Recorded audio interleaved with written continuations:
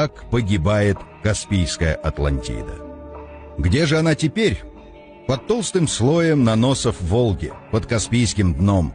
Но перед Атлантидой, о которой рассказал Платон, у нее есть по крайней мере одно преимущество. Хазария была огромной страной, и хотя бы часть ее должна находиться там, где сейчас суша. Местоположение одной хазарской крепости известно было довольно точно. Это Саркел, Белая Вежа. Византийские хроники указывали, что она находится на Дону, по дороге в Итиль. Ее разрушил Святослав, возвращаясь в Киев. Профессор Артамонов нашел и раскопал Саркел, но обнаружить хазар ему, увы, не удалось. Крепость охраняли степняки, наемники хазар.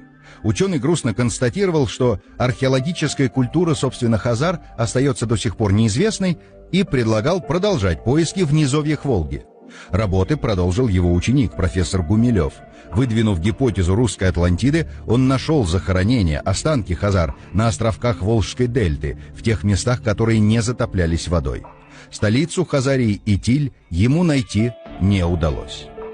В 1969 году дагестанские археологи начали раскопки на реке Сулак, и на древнем караванном пути, с 3 сторон защищенном горами, они обнаружили оборонительную башню. Правда, стена была известна и раньше, но она как-то не отождествлялась с городской стеной, ведь она ничего не окружала. И сам город оказался необычным. Это было 20 селений, расположенных в цветущей долине на берегу одной реки.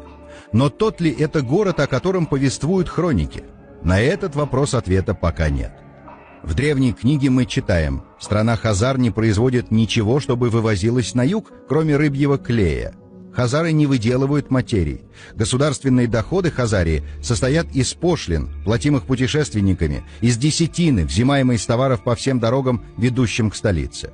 Царь Хазар не имеет судов, и его люди непривычны к ним. В качестве статей, собственно, хазарского экспорта автор указывает только быков, баранов и пленников. Отсутствие археологических следов хазарских городов делает очень неубедительными рассуждения о городском строе у хазар, а паразитарный характер государства, жившего по преимуществу за счет транзитной торговли, лишает нас возможности присоединиться к выводам о развитом феодальном строе каганата. Размеры каганата очень скромны. Хазария представляла собой почти правильный четырехугольник, вытянутый с юго-востока на северо-запад, стороны которого составляли Итиль, Волга, от Волгограда до устья Хазарского, то есть Каспийского моря, от устья Волги до устья Кумы, Кума-Маночская впадина и Дон, от Саркела до Переволоки. Хазария была небольшим ханством кочевников хазар, долгое время существовавшим лишь благодаря тому, что